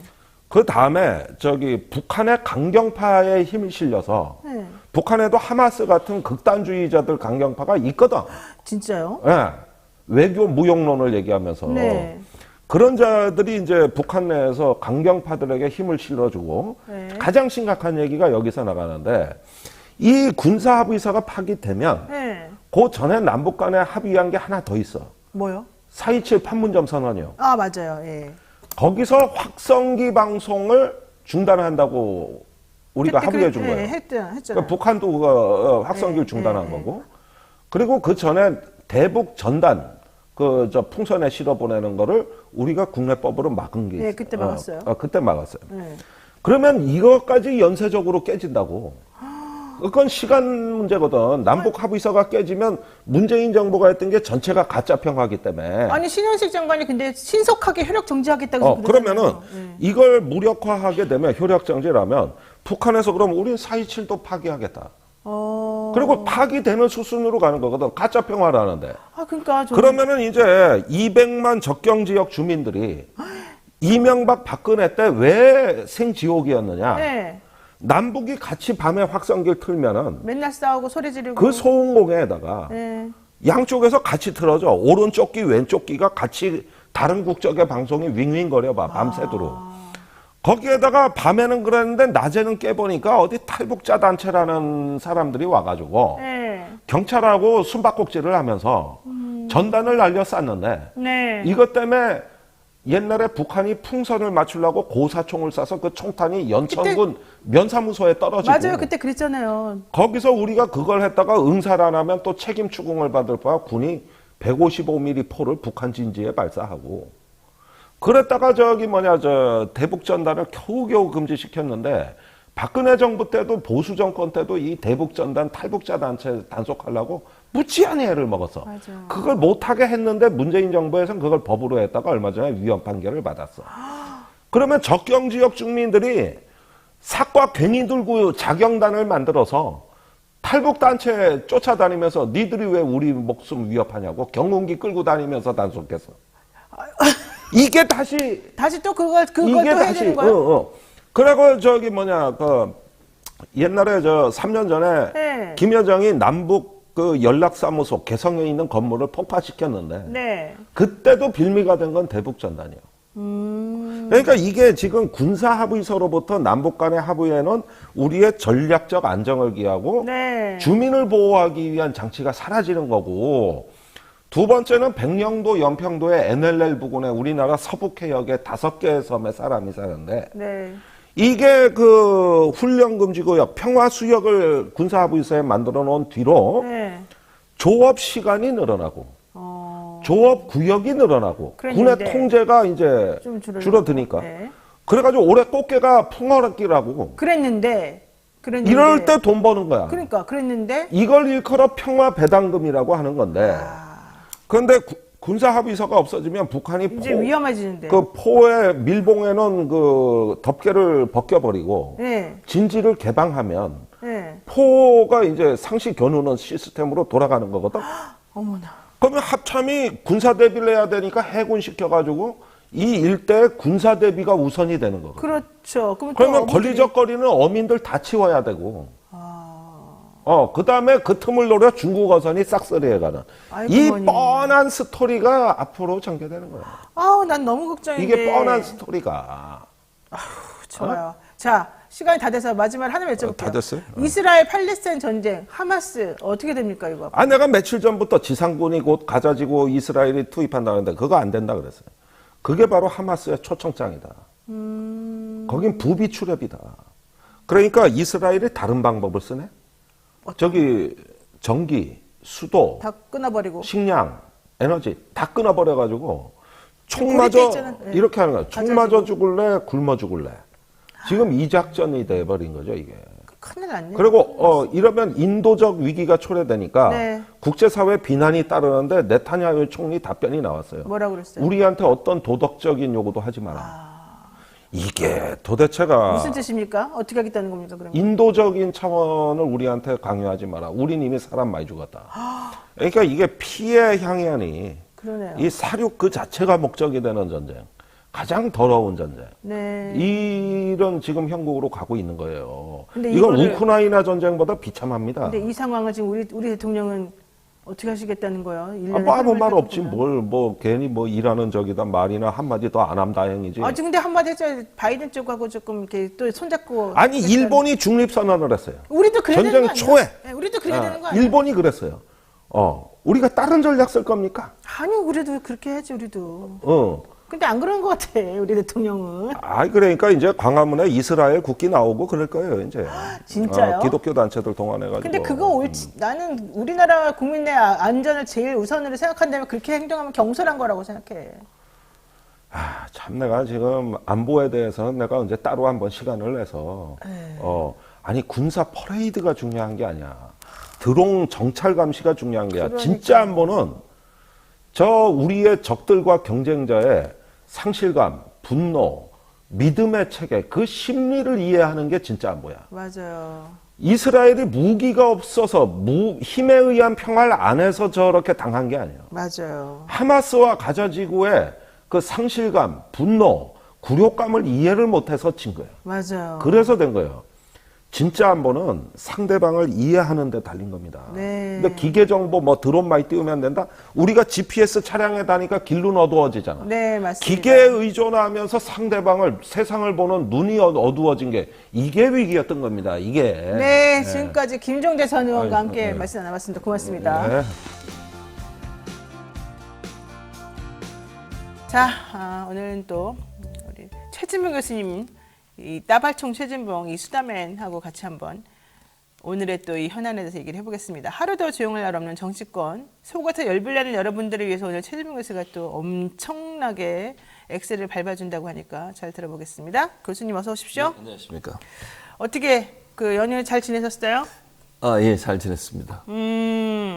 뭐 했어요, 근데? 집에 있었습니다. 특별한 게 없죠? 특별한 거 없습니다. 네. 16일 동안 아시안 게임이 이제 네. 일단 끝났어요. 네. 사실 교수님은 특별히 스포츠에 관심이 없는 사람으로 알고 있는데. 뭐 그래도 좀 재밌게 본 거 있어요? 한일전이죠. 축구 한일전. 축구 한일전 너무 정말 잘했죠? 대단하지 않습니까? 네. 처음에 그냥 짧은 시간 안에 한 골을 먹어가지고 좀 아쉬웠는데, 근데 두 골을 연달아 그냥 그다음에 결승까지 넣더라고요. 네. 너무 열심히 잘 싸웠어요. 정말 한일전은 또 특히 요즘같이 이렇게 후쿠시마 오염수 방류하고 이럴 때 더 응원하게 되잖아요. 저는 대만하고 이 야구 것도 네, 정말 이겼었죠. 되게 좋았고요. 제일 황당했던 게 세레모니 하다가 0.01초 차이로 롤러 스케이트. 그건 이제 없어지는 거 아니에요? 롤러스케이트 또 게다가. 그러니까 너무 이렇게 자만하면 안 돼. 항상 네, 황당한 막판까지 사람이요. 최선을 다해야 되는데 네. 그 자만하는 바람에 이렇게 됐어요. 좀 아쉽죠, 사실은. 그러니까 네, 그 1등 했던 그 사람이 인터뷰했잖아요. 나는 알았다. 쟤네들 저러고 있을 때. 근데 근데 안다는 것도 웃기죠. 자기한테서 바빠 죽겠는데 남이 하는 거 보면서 알았다 그런 말이 돼요. 근데 어쨌든 아마 그 본인이 보기에는 얼마나 이 천우 신종가 생각했을 것 같긴 합니다. 그래, 좀 아쉬워요. 자, 중요한 건 이거 같아요. 이번에 사실 저는 아시안 게임에 그렇게 우리 선수들이 잘할 줄은 몰랐고, 근데 그럼에도 불구하고 3등 하더라. 역시 중국하고 일본은 못 당하나 이런 생각했는데 좀 아쉬운 거는 그냥 인기 많은 그런 게임 위주로 사실 종목, 경기를 할 수밖에 없는 거긴 하죠. 네. 그러니까 방송국 이게 사실은 오래된 문제예요. 이게 한두 번 있었던 문제가 아니고. 네. 그러니까 이제 방송국들이 스포츠 중계를 하잖아요. 아시안 게임 중계를 하는데 인기 종목들만 주로 중계를 해요. 그러니까 근데 그럴 수밖에 없는 거 아니에요, 솔직히? 그럴 수밖에 없죠. 근데 이제 문제가 되는 건 뭐냐면 이런 네. 거예요. 채널이 이제 여러 개가 있잖아요. 지금 종편까지 생겨가지고 지상파뿐만 아니라 종편까지 한번 5개 정도 채널에서 방송을 했는데 네네. 다 같은 거래. 그러니까 이게 그게 좀 문제라는 거예요. 이상하더라고요. 그렇죠. 네. 그러니까 선택의 여지가 없어요. 시청자 입장에서는. 그래서 예전에 방통에서 이걸 좀 조율을 하라고 여러 번 노력을 했었어요. 근데 강제로 할 수는 없어. 예를 들면 그렇지. A라는 채널은 축구하고 B라는 채널은 야구를 해야 되고 C라는 채널은 하키를 하고 이렇게 할 수가 없어요. 네. 강제성을 띌 수가 없어서 문제인 것인데, 근데 이건 항상 논란이 돼요. 왜냐하면 시청자 입장에서는 내가 보고 싶은 운동 경기를 스포츠를 볼 수가 없는 거예요. 왜냐면 다들 축구를 하고 있어. 같은 날 동일한 시간대 축구를 하고 있으면 채널을 아무리 돌려도 똑같은 것만 보게 되잖아요. 네, 그렇죠. 그래서 이거 시청자의 시청권을 침해한다고 그래서 논란도 많았고 언론학자들도 계속 이걸 비판을 했었거든요. 근데 이게 강제성을 띌 수 없다 보니까 계속 이런 일이 반복이 되는데 어느 정도 조율이 필요하다고 저는 생각해요. 그러니까 여러 가지 종목이 있는데 뭐 다 축구만 좋아할 수는 없잖아요. 어떤 분들은 다른 종목을 보고 싶은 사람도 있을 수 있고, 또 비인기 종목 같은 경우에는 국민들의 어떤 관심이나 지지를 끌어내기 위해서 언론사들이 방송을 좀 해줘야 되는데 그런 부분을 안 하다 보니까 계속 비인기 종목은 비인기 종목으로 남아있는 거예요. 이런 문제가 결국 시청률 경쟁을 불러일으키고 이건 시청자들의 시청권을 배제하기 때문에 네. 제가 볼 때는 좀 방통위가 조율할 필요가 있다. 그러니까 좀 나눠서 할 필요가 있어요. 어떤 경기는 어디서 하고, 아니면 뭐 한 번은 뭐 A라는 방송사에 축구하고 그다음 B라는 방송사 하고 이렇게 좀 조율을 할 수 있도록 하는 방안들을 만들어내는 것은 좀 일정적으로 필요하다고 생각해요. 그러니까 동의를 지난 얻어서. 24일 날 한국의 최인정 선수하고 송세라 선수가 아시안 게임 그 에페 개인전 결승에 나갔단 말이에요. 예. 둘 다 나란히 이제 1, 2를 하니까 아무래도 관심도가 좀 떨어질 수는 있습니다만은 결과적으로 그 장면을 아무도 중계하지 않았어요. 그렇죠. 그 4개 중계권을 가진 4개 방송사가 전부 다 남자 축구 조별리그 바레인전을 편성하기 그것만 한 때문에 거지. 우리나라 결승전 하는 에페 선수들 아무것도 중계를 안 해줬고요. 그러니까요. 또 근대 오종하고 태권도 품새 이것도 금메달 땄는데요. 이것도 중계가 중계 전혀 안 해요. 되지를 않았어요. 이 겹치기 중계가 진짜 논란이 되고 있는데도 논란이 불구하고 돼요. 아무도 이걸 해결해주지 않고요. 특히 지난 1일에 중국 상대로 남자 축구 8강전이 동시에 중계가 되니까 같은 시각에 있었던 홍콩하고 우리 야구 대표팀 조별리그 첫 경기 있었는데 그것도 역시 중계가 안 안 됐어요. 하고 야구마저도 그랬다는 네, 거죠. 맞아요. 그러니까 이게 사실은 아까도 말씀드린 시청자들의 시청권을 침해하는 행동이에요. 이렇게 하면 안 맞습니다. 된다고 보고 네. 채널이 이렇게 많은데 다양한 형태의 스포츠들을 해주고 좀 돌아가면서 했으면 좋겠다. 이거는 아주 오래전부터 있었던 얘기예요. 네네. 올림픽, 월드컵, 특히 아시안 게임처럼 아주 굵직굵직한 국제대회 같은 경우에는 일정 부분 방송사들이 모여서 협의를 해가지고 중계를 이렇게 하자라고 하는 어떤 조율을 좀 이끌어낼 필요가 있다고 생각이 듭니다. 근데 방통위가 사실 이제 그렇게 지도를 하더라도 회사 입장에서 방송사 그렇죠. 입장에서는 광고가 붙는 게 제일 맞아요. 중요하기 때문에 네, 맞아요. 높은 그거는. 단가 광고가 붙는 인기 종목들을 중계하고 하고 싶어 싶지. 하죠. 네. 사실 뭐 다른 거 예를 들면 얘네가 A라고 하는 회사가 비인기 종목을 중계해주면 오히려 더 좋은 거 아니야? B라고 하는 회사는? 그렇죠. 경쟁에서. 그러니까 사실 우리가 뭐 죽 서서 개주냐 이런 생각할 수 있는 거죠. 근데 이제 그래서 공영방송이 필요한 거예요, 사실은. 그렇죠. 그러니까 공영방송이라고 하는 것은 네. 수익이나 시청률을 가지고 방송의 어떤 편성의 기준을 가지면 안 되는 거거든요. 왜냐하면 수신료를 받아서 방송을 하는 곳이잖아요, 그것은. 맞습니다. 그러면 네.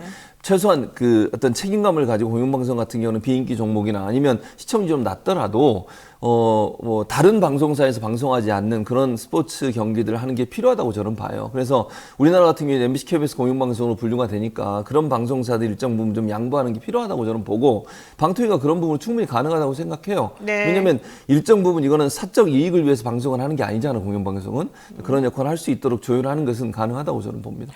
자, 지난번 남자 축구 중국전 할 때 포털 사이트 다음에 뭐 여론 조작됐다라고 하면서 지금 정부가 TF 좀 꾸렸어요. 예, 방통위 중심으로. 그랬죠. 예.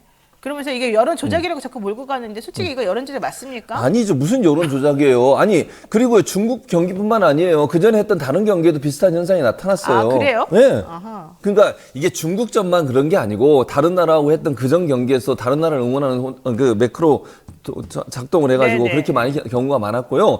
이게 두 개 IP에서 이루어졌다잖아요. 하나는 네덜란드, 하나는 일본에 있는 네. IP를 이용해가지고 이걸 했다는 건데 그 한 사람은 뭐 자기가 장난이다 이런 얘기도 하더라고요. 뭐 그렇게 얘기했어요. 그러니까 네. 이건 사실 자기 존재감을 드러내기 위해서 온라인상에서 그런 행동을 한 것이고 당시에 다음에서 문제는 뭐였냐면 이걸 이제 그 뭐 로그인을 하지 않은 상태에서 하게 만들어놨기 때문에 하니까. 그렇죠. 네. 근데 네이버는 그런 일이 안 일어났잖아요. 왜 로그인을 하게 하니까.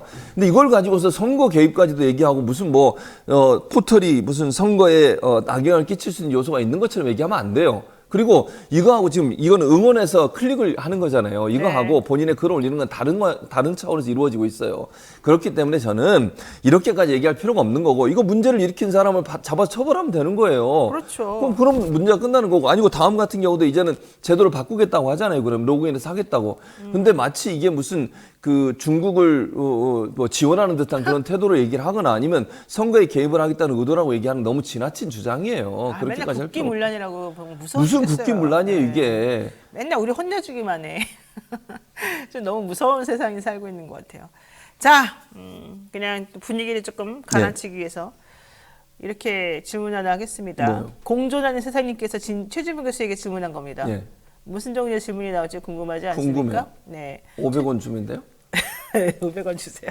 최준봉 교수님, 낮에 뭐 하길래 얼굴이 저리 탔습니까? 낮에 아무것도 안 하는데 이게 몸이 안 좋은가 봐. 늘 저한테 그런 얘기 많이 들었어요. 그래서 그러니까. 뭐 병원 가봐라 이런 얘기도. 아, 병원 가보래요? 네. 근데 가봤어요, 그래서? 안 가봤죠? 가시기 바랍니다. 특별히 뭐 하는 건 없습니다. 근데 시커매진 지는 오래됐습니다. 아, 그래요? 제가 이거는. 자, 방심위가 사실은 방심위가 중립적이고 독립적인 기구로서 활동해야 되는 게 뭐 누구나 다 알고 있는 네, 그렇죠. 당연히 진실인데 그래야죠. 방송통신의 올바른 이용 환경 조성을 위해서 기능하는 기구여야 되는데 그냥 언론을 때려잡는 그런 칼이 돼버렸다 이런 비판이 있습니다. 특히 뉴스타파 보도를 계기로 해서 방심위가 가짜뉴스 심의센터를 만들었는데 오히려 이 가짜뉴스 심의센터에 대한 이 방통위에 있는 직원들 근무하는 분들이 모두 지금 반발하고 나섰습니다. 팀장급이요. 너는 뭐를 가짜라고 하느냐 이러면서. 그렇죠. 그러니까 팀장급이라면 최소 20년 정도 근무한 분들이에요. 그럼요. 저기서 네. 방심에서 오랫동안 근무했던 분들이고 업무를 네. 했던 분들이에요. 그분들이 직접 실명까지 사인도 했어요. 본인들이. 본인들 이름 걸고. 네. 그러니까 사실은 피해를 받을 수 있는 또는 압박을 받을 수 있는 위험성도 있는데도 불구하고 그렇게 행동을 한 거잖아요. 그렇다고 하면 이분들이 진심이라는 건 분명히 말씀드리고 싶어요. 예를 들면 익명을 했거나 그렇게 했다라면 뭐 좀 분위기에서 그렇게 했다 이렇게 얘기할 수 있지만 이건 나중에 이렇게 사인했다가 나중에 정부나 이런 방심위에서 사무처에서 압박을 할 수도 있는 거거든요. 네. 그럼에도 불구하고 본인의 이름까지 사인해서 했다는 것은 진심으로 했다는 거 먼저 말씀을 드리고 네. 가장 큰 문제는 가짜뉴스라는 기준 자체가 애매하다는 거예요. 제가 여러 번 여기서 말씀을 드렸는데 저도 언론학자들 간에도 가짜뉴스에 대한 규정이 다 달라요. 네네. 정의를 내리지 못하고 있어요. 그리고 두 번째 가장 큰 문제는 가짜뉴스를 규정하고 그다음에 가짜뉴스에 대한 처벌을 하는 것을 정부가 하는 게 안 된다는 거예요. 그건 얼마나 위험한 일인 줄 아세요? 정부가 만약에 권력기관인 정부가 가짜뉴스를 본인들이 규정을 한다 그러면 정부의 비판적인 언론들이나 정부의 비판적인 말을 하는 사람들을 다 가짜뉴스로 치부할 거 아닙니까? 네. 그건 위험하죠. 어느 한 정파에 치우쳐서 가짜뉴스에 대한 정의가 내려질 수 있다는 위험성이 있어요. 그래서 절대로 정치 집단이 하면 안 돼요. 가짜뉴스를 규정을 하려면 외부의 뭐 시민사회단체든 학자든 중립성을 요구하는 사람들이 들어와서 그 사람들이 함께 논의해서 가짜뉴스를 규정하는 건 모르겠어요. 그게 현재 하고 있는 게 언론중재위원회예요. 그러면 그 기능을 하고 있는 언론중재위원회에서 충분히 논의해서 하면 되는 거예요. 따로 이걸 방심해서 만드는 것도 이해가 안 되고요. 두 번째는 방심위 같은 경우에는 인터넷 검열이라고 제가 표현해서 죄송합니다. 검열을 바꿀게요, 이름을. 인터넷에 대한 어떤 뭐 잘못된 인터넷 정보에 대해서 심의를 하고 거기에 대해서 제재를 내릴 수 있어요. 근데 그 기준은 뭐냐면 폭력성과 선정성이에요. 뉴스에 대해서는 하지 않아요. 네, 지금까지 네. 한 적도 없었고요. 네. 갑자기 이번에 가짜뉴스 대책반 만들어가지고 인터넷 뉴스에 대해서 또 검열이라는 얘기가 나오네. 검열이 만져니까 그런 거 아니에요? 그렇게 이제 제 마음의 소리가 나오네요. 네. 어쨌든 심의를 한다고 하는 것 자체가 문제라는 거예요. 네네. 아니 인터넷 언론사에서 보도한 내용에 문제가 있으면요. 언론중재위원회 중재하면 되는 것이고요. 그래도 그게 불복하면 형사처벌로 가면 돼요. 고소하면 되고요. 언론중재에서 참고로 가장 많이 이 중재 건이 올라오고 권고받은 회사가 TV조선하고 채널A라고 하더라고요. 그렇죠. 그런데 이거를 방심위가 그것까지 들여다보겠다고 하는 것 자체가 대단히 위험하다는 거. 물론 방심위는 원칙적으로 보면 정부기관은 아니에요. 근데요. 정부기관이 아니지만 정파적이 아니라고 할 수 없는 게 뭐냐면 추천 단위, 즉 방심위원들을 추천하는 단위가요. 대통령이 3명 추천하고요. 네. 국회의장이 3명 추천하고 정당에서 3명 추천해요. 여야가.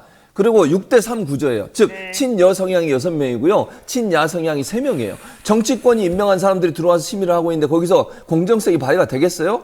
그게 말이 됩니까? 그런 사람들한테 뉴스에 대해서 심의를 하게 만들고 뉴스에 가서 이게 맞다 틀리다 이렇게 만드는 것 자체가 문제라는 거예요. 네. 그래서 늘 지금까지 계속 방심에 대한 문제를 제기하면서 어떤 얘기가 있었냐면 언론의 뭐 공정성, 형평성 이런 거 가지고 심의하지 못하게 하자는 논란도 많았어요. 그러니까 방심위는 아까도 제가 말씀드렸죠. 미국도 마찬가지예요. 미국이 우리나라 방통위처럼 이제 연방통신위원회라는 게 있거든요. FCC라고. 그곳에서 하는 것은요. 정치적 편향성을 절대로 심의하지 않아요. 거기는 아까도 말씀드린 폭력성, 선정성 두 개만 봐요. 맞아요. 그래야 돼요. 그렇게 해야 되는데 정치적 편향성이라고 하는 건 보는 관점에 따라 달라질 수 있는 거잖아요. A라는 정당이 보는 정치적 편향성과 B라는 정당이 보는 정치적 편향성이 다를 수 있는데 어떤 기준으로 그걸 하겠다는 거예요, 대체. 네. 지금 좀 길어졌습니다. 아, 길어졌습니다. 네, 흥분하셔가지고 길게. 흥분해가지고. 근데 잘하셨고요. 네. 자, 이 얘기도 물어볼게요. 지금 방통위가 방송통신심의위원회죠. 방심위가. 네, 방심위. 뉴스타파 인용 보도한 이 언론사들. 회사들을 지금 막 엄청 무차별적으로 징계하고 있는데 이게 또 그 징계하는 것도 말이 안 되지만 예. 징계조차도 기준이 아주 명확하더만요. 나 이렇게 명확한 징계는 처음 보수냐, 봤어요. 진보냐. 네, 그러니까 본인들에게 유리하게 생각하는 친정부적 방송사냐 아니냐에 따라서 똑같은 행위를 했어도 완전히 달라지는 거예요. MBC, JTBC 여기다가는 과징금. 근데 JTBC 사실 요즘 많이 스탠스가 달라졌기 때문에 어쨌든 MBC하고 JTBC는 과징금. 네. TV조선이나 채널A는 MBN 행정지도. MBN은 솔직히 말해가지고 그 6개월 동안 이 방송 금지하는 그 결정 나온 이후에 엄청 몸을 사려가지고 사실은 이 정권에 좀 그렇게 잘 보이고 있습니다만 어쨌든 이렇게 좀 차이를 너무 많이 두고 있단 말이죠. 그러니까 이거 좀 두 개 다 웃기는 건데 어쨌든 중요한 건 정권 하청 언론 검열 기관 이런 걸로 좀 전략한 거 아니냐 뭐 이러면서 민주언론시민연합에 대해서도 막 화를 내고 있거든요. 그러니까 지금 딱 명확해요. 이 정권의 기준은 예. 바른 언론이냐 아니냐 기준은 정부와 친하냐 아니냐 이걸로 나눠지는 것 같아요. 그러니까 일단 첫 번째는 인용 보도한 언론사를 처벌하는 것도 이해가 안 돼요. 인용 보도는 어느 언론사에서 이렇게 보도했다라고 보도하는 거잖아요. 그러니까 원래 원소스로 작용했던 언론사의 보도 내용에서 징계를 하는 건 뭐 어느 정도 이해가 돼요. 그러나 인용 보도하는 것까지 징계를 하게 되면 나중에 이런 문제가 발생해요. 어떤 의혹이 발생해서 의혹에 대해서 언론사가 보도를 했어. 그걸 받아서 쓰는 언론사까지 다 처벌해 보세요. 네. 그럼 보도 못 해요. 자, 그럼 제가 이렇게 물어볼게요. 기자가 사법권이 있어요? 그러니까 강제 수사권이 있어요? 없죠. 당연히. 의혹이 있으면 보도하는 거예요. 네. 그것도 상당히 믿을 만한 의혹이 있으면. 법적으로도요, 위법성 조각의 사유가 있잖아요. 결국은 언론의 공정성 때문에 또 언론이 가고 있는 공익적 역할 때문에 일정 부분에 본인들이 믿을 만한 사유가 있다고 인정되는 것은 처벌을 못하게 돼 있어요. 네. 대표적인 예가 박근혜 전 대통령 7시간인가 그 사안 네. 보도했던 산케이신문. 산케이신문. 그거 처벌 못했어요. 왜냐하면 언론이 공익의 목적에 의해서 의혹에 대해서 보도하고 상당히 믿을 만한 근거를 갖고 보도했다고 하면 그거 자체가 법적으로 처벌 대상이 될 수 없다는 게 전 세계적인 판례예요. 네네. 그런데 이런 식으로 특정 언론의 보도에 대해서 그것도 인용 보도한 언론사까지 처벌했다. 그것도 문제지만 두 번째 말씀하신 것처럼 똑같은 행위를 했는데 어떻게 특정 언론사에서는 법정 제재를 하고 다른 언론사는 행정지도를 합니까? 법정 제재와 행정지도의 차이는 뭐냐면요. 방심에서 두 가지 처벌을 하는데 법정 제재를 받으면요. 방송국 재승인심사에서 엄청나게 감점을 받아요. 법정 제재는. 그렇죠. 법정 제재는 행정지도는 그냥 가볍게 처벌하고 넘어가는 거고요. 그러니까 우리가 얘기하면 행정지도라고 하면 그냥 경고 정도 하는 거고 법정 제재는 과징금을 포함해서 방송사가 사과하게 만들거나 이런 게 일어나면요. 본인들 재승인심사에서 엄청난 불이익을 받게 돼요. 그럼 몸을 사리겠어요? 안 사리겠어요? 이런 사람들이. 사리겠죠. 이게 말이 되냐고요. 특히 보수 언론사들은 어떻게 행정지도를 하는지 모르겠어. 똑같이 인용 보도를 했는데. 그러니까요. 아니 그리고 그 당시에 모든 언론사들이 사실 그렇게 방향이 같다 그러면은 네. 아니 그거는 방송사들이나 이런 그 객관적으로 바깥에서 보기에 인용해서 보도할 만한 충분한 가치가 있었다라고 판단한 거 아니에요? 판단한 대부분 거죠. 대다수가 전부 다? 그럼요. 그렇게 본 거예요. 근데 그것을 보도했다는 것만으로 이렇게 지도하고 이렇게 징계 매기고 이게 맞는 거예요? 안 맞죠. 그래서 아니, 이해가 안 가요. 된다는 거예요, 제 네, 말은. 네, 그러니까 네. 충분히 믿을 만한 의혹이 있으면 그걸 보도하는 거예요. 근거 네. 없이 보도하면 안 되지. 아무 근거도 없는데 하면 그건 그렇게 언론사에 보도했다면 그건 징계받아 마땅하지만 네, 네. 어떤 근거나 자료나 녹취록이나 이게 있어서 보도를 했어요. 그러니까 그냥 보도한 거잖아요. 그렇죠. 단순하게. 예. 그걸 예를 들면 뉴스타파라고 언론사가 인터뷰한 내용이나 아니면 이거 녹취록을 보고 보도한 거잖아요. 녹취록 네. 이런 게 있다. 네. 김만배가 이런 얘기를 했다. 그게 보도한 게 뭔데 뭐가 문제인데요? 그러니까. 지금 문제를 삼는 건 뭐냐면 김만배가 그렇게 얘기했던 게 사실인지 아닌지 확인해서 보도해야 되는데 제가 아까 그럼 어떻게 얘기했잖아요. 확인해요? 남이- 검찰이에요? 수사권이 있어요? 경찰이에요? 어떻게 조사를 하는데요, 언론사가? 아니 가능한 한 취재를 하고 녹취록이 있다면 녹취록 인용해서 보도하는 거예요. 그러니까. 제가 지난번에 얘기했어요. 유동규 씨 말 따가지고 보도하는 언론사 얼마나 많습니까? 그럼 유동규 씨 말이 100% 맞아요 지금? 모르잖아요. 맞죠. 안 맞는 게 재판 많죠. 끝나봐야 되잖아요. 네. 근데 유동규 씨 불러가지고 인터뷰한 언론사들은 얼마나 많습니까? 그럼 다 징계해야 돼? 그래야 되죠. 일방적이잖아. 그러면 그 주장대로 한다면. 네, 그렇죠. 그러니까 누군가가 육성을 통해서 얘기한 내용에 증거가 있으면 그 얘기하는 거예요. 누구는 이렇게 얘기했다. 누구는 이렇게 발언했다. 그게 뭐가 문제인데요, 대체? 그러니까 나는- 그러니까 의혹이 있다. 그거 자체는 사실이잖아. 그렇죠. 네. 녹취록이 없는데 자기가 그냥 생각을 하고 상상을 해서 썼으면 문제지만 녹취록이 있는 내용을 인용해서 보도한 것까지 못하게 하면 그러면 증거가 있어도 보도 못해요. 완벽하게 사실관계 확인되기 전까지는. 그럼 언론이 어떻게 의혹을 제기하는데요? 지금까지 모든 사건들 보세요. 정치적으로 언론이 의혹을 제기하면 수사를 하고 수사를 해서 사실로 판단 나면 그 사람 처벌받는 거예요. 예, 예. 언론이 의혹을 제기 안 하는데 뭐 검찰이나 경찰이 먼저 수사하는 경우는 극히 이례적이에요. 그런 경우가 있을 수도 있지만 그렇지 않고 언론에서 의혹이 있어서 의혹을 제기하면 그게 사회 여론화되고 여론이 형성이 되면 수사를 하고 그래서 처벌하는 거잖아요. 처벌 네. 안 할 수도 있고 물론. 네, 네, 네. 근데 그거마저도 못하게 한다고 하면 언론의 기능 자체를 하지 말라는 거예요. 그러니까 언론을 없애겠다는 거지. 자, 이러다 보니까 이제 더 이상 이제 언론인들도 참을 수 없다 이 지경까지 온 것 같습니다. 네. KBS 지금 사장 낙하산으로 이제 임명하려고 그러니까 네. 차기 사장 선임 절차. 정말 저는 용기에 박수를 치고 싶은데 여당 추천 몫의 이사가 검사 출신이에요. 네, 검사 출신 이정민 변호사가 김정민 아닌가요? 김정민 변호사가 죄송합니다. 자기가 이제 더 이상 나는 여기에 부역할 수 없다. 막 이런 취지인 것 같아요.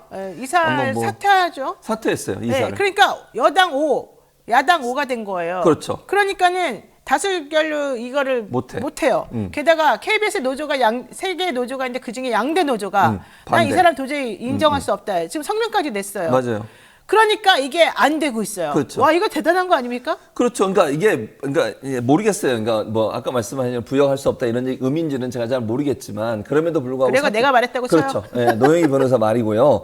그런데도 그런 의도가 있다고 보여져요. 그러니까 의혹이 있다. 왜냐하면 이 중요한 시기에 사실은요 이제 소위 그러니까 언론에 보도된 내용을 근거에 말씀을 드리면 박민이라고 하는 분이 이제 후보로 올랐고 그분이 대통령 멘토라고 주장되죠. 예, 뭐 그렇게 얘기를 하고 있죠. 근데 그분이 어쨌든 두 분의 후보가 마지막에 올라갔어요. 그런데 그 투표하기 전에 갑자기 한 명이 의견을 표명했는데 네, 이사회에서 네. 나는 더 이상 할 수 없다고 그렇죠. 얘기한 거잖아요. 네. 그분이 아까 말씀하신 그분이고, 김종민 이사. 예, 그 네. 김종민 이사고. 이분이 광주 고등검찰청에 맞아요. 있었나 그랬죠. 예, 네. 그랬었어요.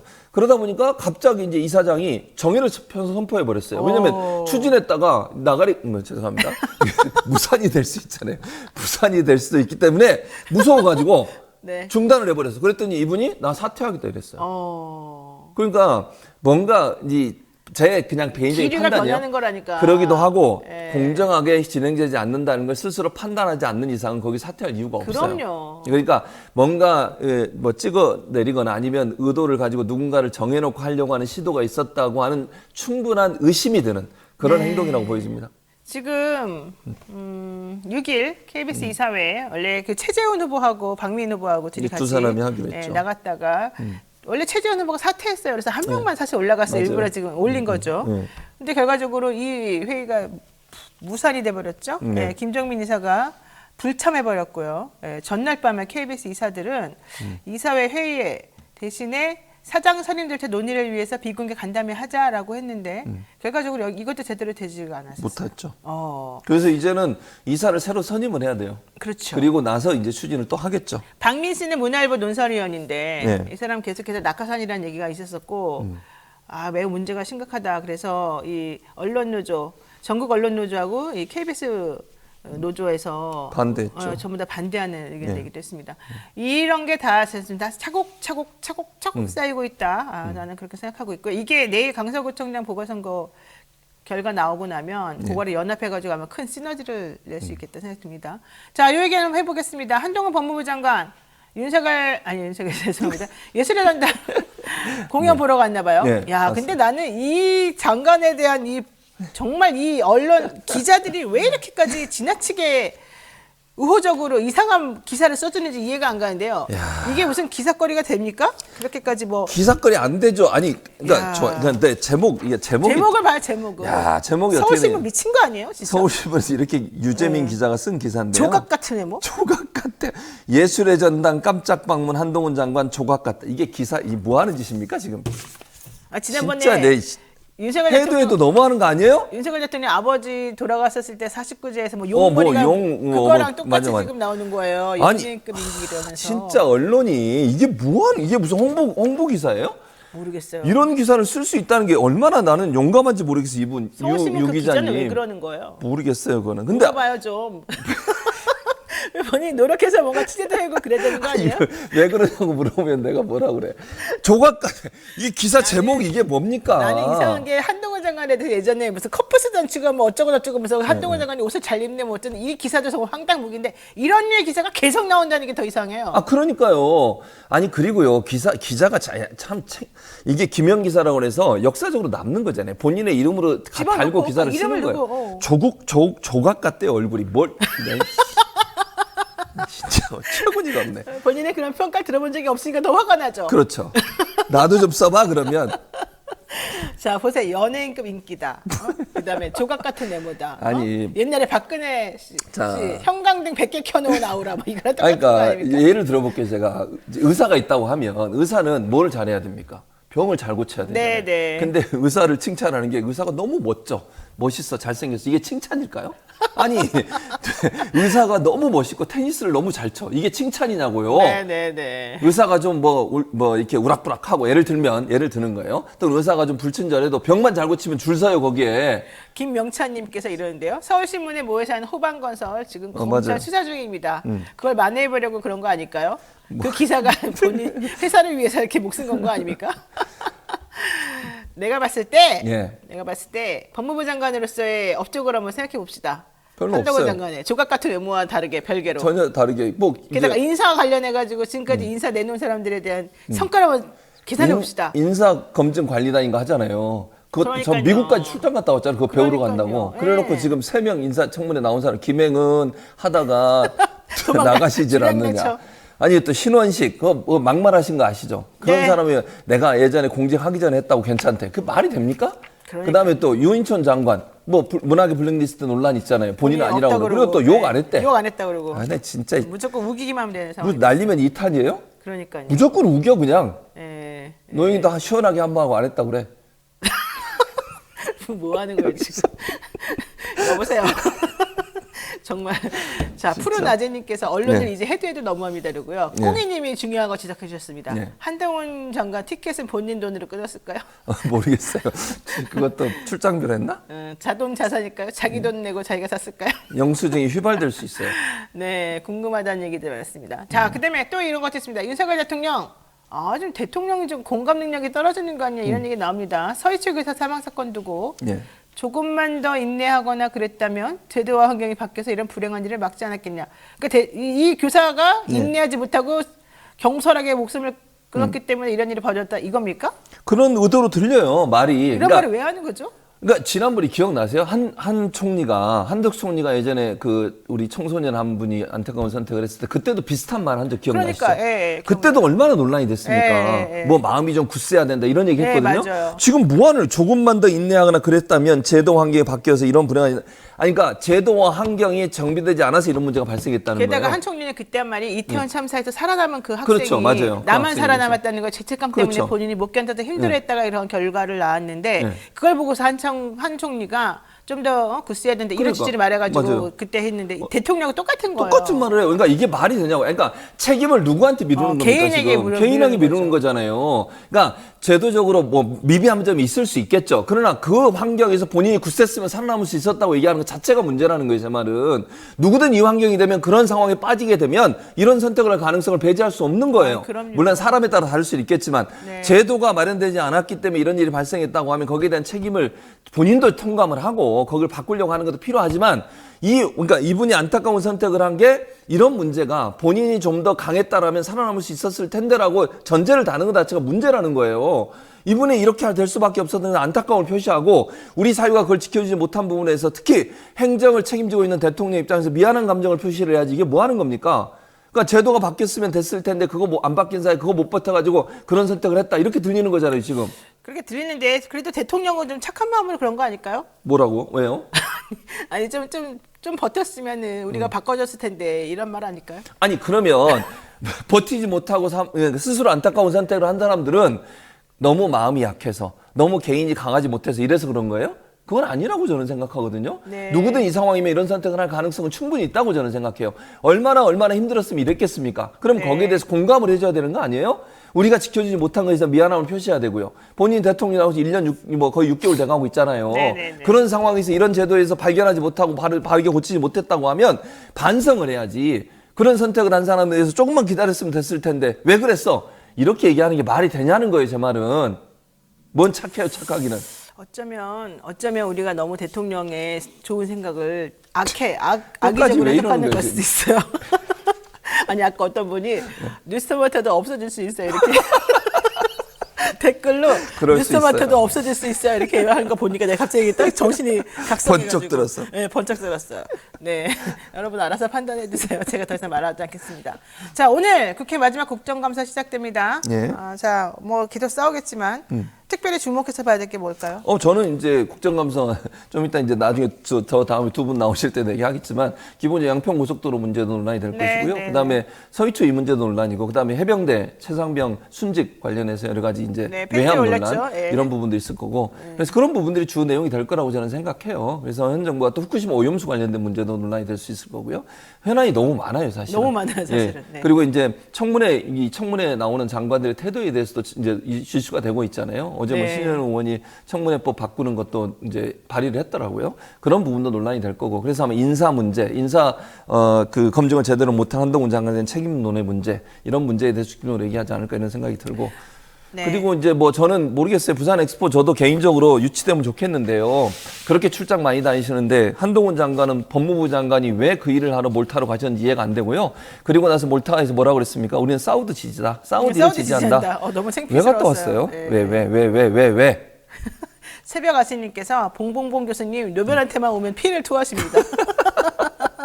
딴 데서는 이렇게 안 해요. 그러니까, 예. 자, 윤재희님께서 저보고 노벨 정신 차려요 이러는데. 대통령이 착하다고.